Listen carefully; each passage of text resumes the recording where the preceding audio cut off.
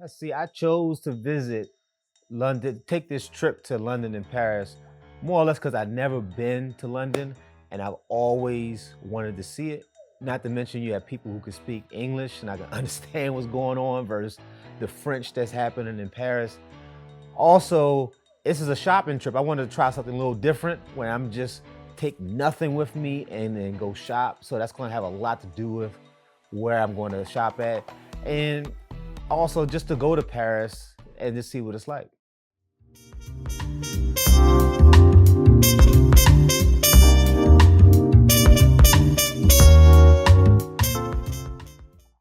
So I chose to go to take this trip in September 2023. It's more or less because it's, for me, economically smart. You got the fact that you have kids in school, it's gonna be less tourists, and because of that, prices tend to drop a lot more. It's gonna be a lot easier typically to get around because it's gonna be less people, but I learned that's not always the truth. In preparation for this trip, I did quite a bit of research just to learn things. But one of the big things that I learned from someone who lived there was to get an Oyster car because I asked him about transportation. Because I not too long ago had a trip to Japan, and if you're interested, I have the video link here. But during that trip, they had a card, and in London they have a similar card called the Oyster card, and that allowed me to travel on buses and trains without having to dig into my pocket. And I pre-ordered it, so I have it with me in advance. I decided to stay at a place in Kensington, which is just south of Hyde Park. And I chose this place more or less for something different. So it's a boutique style hotel. It's called The Resident, and it's relatively close in proximity to the airport, which is Heathrow, is the one I flew in. Not to mention it's not extremely far from a lot of the things to do, but I also picked it because I didn't want to be in the middle of it all, thinking about noise. So when I go to sleep, I didn't want to have all of that noise happening where hopefully I can get some good sleep at the nighttime. While in London, I used the Oyster card to do public transportation. So I was on the underground, they also call it the tube, and that was a really good experience. Definitely had my little hurdles because, just being somewhere I'd never been before and trying to navigate that. Also, I did a lot of the riding the bus. The bus was like the best because you see so much, because when you ride the tube, the underground, well, you're underground, so you don't see as much. So you don't really get to observe things. And I did a lot of walking. And when I say a lot of walking, like throughout that whole time, I walked easily over 65,000 steps during those 4 days. And I wouldn't trade it for the world because for me, I feel like you experience a city a lot better that way. So when I went there are definitely some things I had my eye on and some things I wasn't really worried about. So if I saw them like Buckingham Palace and the Parliament, or the Tower Building, if I saw those things, I got close to them, they were cool, but they wasn't really a big deal for me. Whereas seeing the Piccadilly Circus, seeing the Oxford Circus, seeing Oxford Street, going to Harrods department store, Selfridges department store, as this is a bit of a shopping trip, and going to see the London Bridge and all these markets they have, like Camden Market, Spitalfield Market, what's the other one? Seven Dials Market and Borough Market, even though they happened to be closed when I went there. But those places were a lot of the places I want to go because of the food experience that I was hoping to have a good one. Research told me it was some places that I was thinking about going that may have required an advance ticket. So in the West End is their theater district. And then you have a lot of shows there. And I hear that London puts on some of the best shows. And one of my references said this is a must do. And then you have this jazz place, which I would really want to go to. I can't recall the name at this moment, but I'll probably flash the name up, that you probably need advance tickets. So those things I didn't do, more or less the jazz thing I really wanted to do, but in the evenings from all the walking during the day, I was just spent. So that just didn't happen.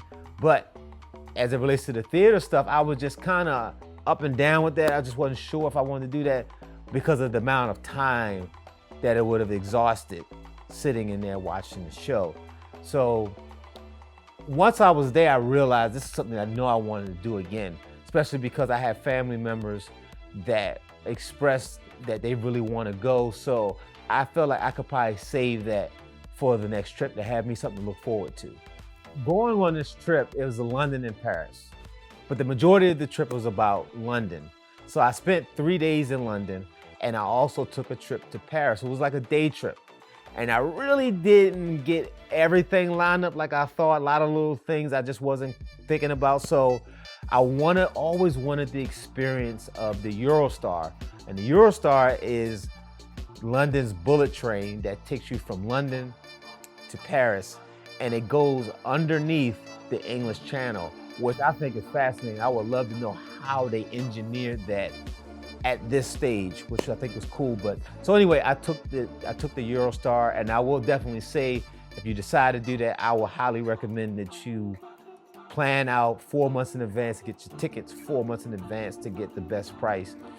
But it was a dope experience. The train was fast, it was smooth. It gives you sort of like an airplane type of feel vibe to it, as far as the train station goes. And that's the way I took there. It took about, I think, maybe 2 hours and 15 minutes to get there and back.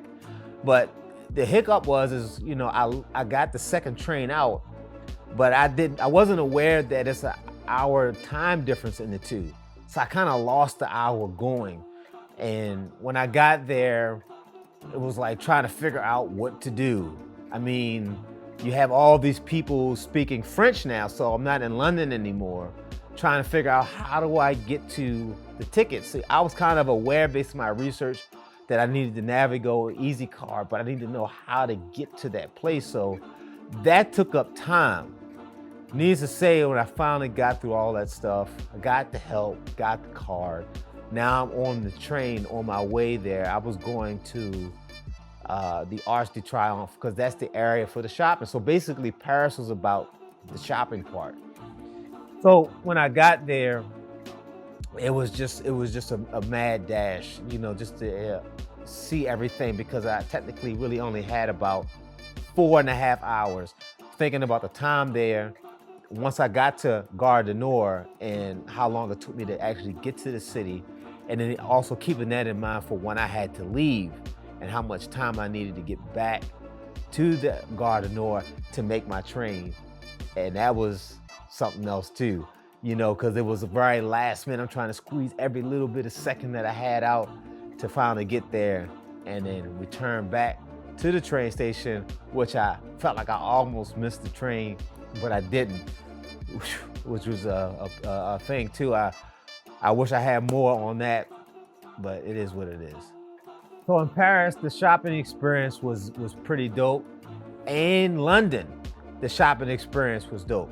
But the biggest thing between the two is that, well, in London, they go by the pound, which is valued more than the US dollar. And then in Paris, they go by the euro, which is also valued more, but is valued less than the pound. Now, in terms of shopping, if you happen to go to both like I did, I would direct most of the shopping to Paris, more or less because they still support the VAT tax, which allows you to get a percentage of your taxes returned to you. Where in London, they had this Brexit, I guess it's some type of law or ordinance or something that came out a couple years ago where you can't get that back. So the same product that you might buy in London, you can get the exact same product for dollars cheaper. So for me, the shopping experience was better in Paris for that specific reason. Not to mention that Paris is the shopping capital probably of the world as we speak right now, but not to shame on London. London had everything there.